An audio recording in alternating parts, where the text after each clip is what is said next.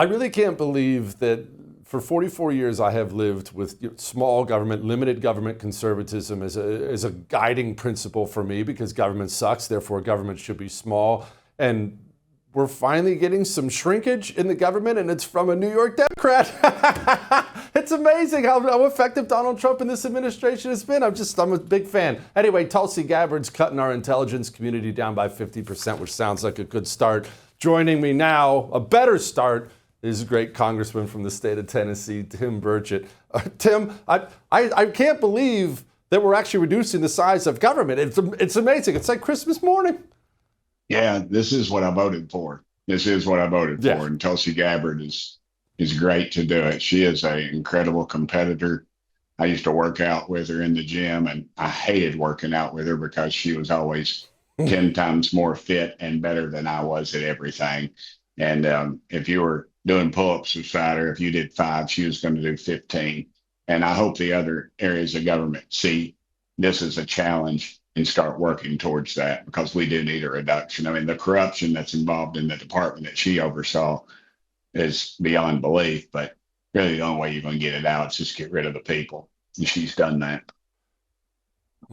She has. I hate working out with people like that. I always feel so fat and weak.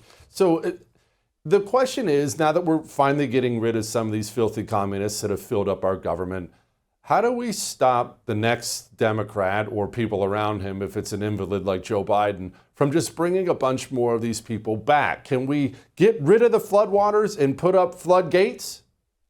I think we can, but what we got to do is get more than 12% of the population to vote. You know, that's the problem we've got, is nobody votes, and we all sit here and gripe about it. We've got to take our country back. We've got to, that's why a lot of my colleagues won't go on some of the liberal TV stations. I'll go on them every dadgum time. Fight. We're on the side of right. It's a simple message. It's to do what's right, do what we're elected to do, remove the corruption, give everybody a shot in America. I don't see that's unbeatable. Are you still invited on CNN? Every time I turn on social media, you're there throwing some guy in the hurt locker. Are they still letting you back? Oh yeah, yeah. And they, I mean, they see it. They can't just keep going down that path forever.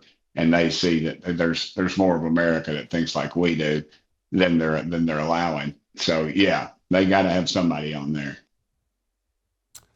All right, let's talk about this Russia hoax, Russiagate stuff, because in all seriousness, it's hard to put words in how frightening it is that the intelligence apparatus, domestic and foreign, of this country chose to begin electioneering on behalf of Democrats and attacking the Republican nominee and then Republican president, using the CIA and FBI as if it's the DNC. I mean, these are crimes for which you should be buried under the prison. That's how bad and dangerous that is for a country.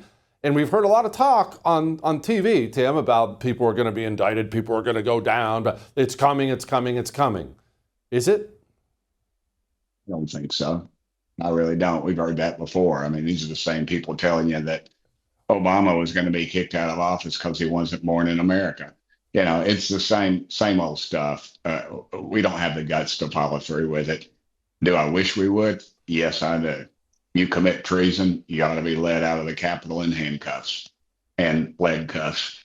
There should be no compromise there. But I think we got to force it on them. We got to force Congress. They all talk tough, but when they get home, they all talk tough at the Reagan Day and Lincoln Day and MAGA dinners. But when they get to Washington, they sell you out. So let's hold them accountable, both parties. Can you explain for those of us who aren't stuck in that dump where you have to live now, not Tennessee, of course, can you explain why? Why do we get sold out? I mean, they sound good on the campaign trail. The commercials look great. As you mentioned, you show up at the Lincoln Day dinner and it sounds like we've got the second coming of Hercules up there, but now nothing. Why do they always let us down? And they're compromised. They don't want to rock the boat. Ultimately, they don't want to upset the apple cart. I feel like a lot of people really want to do good for our country, but really most of them just want to stay in power.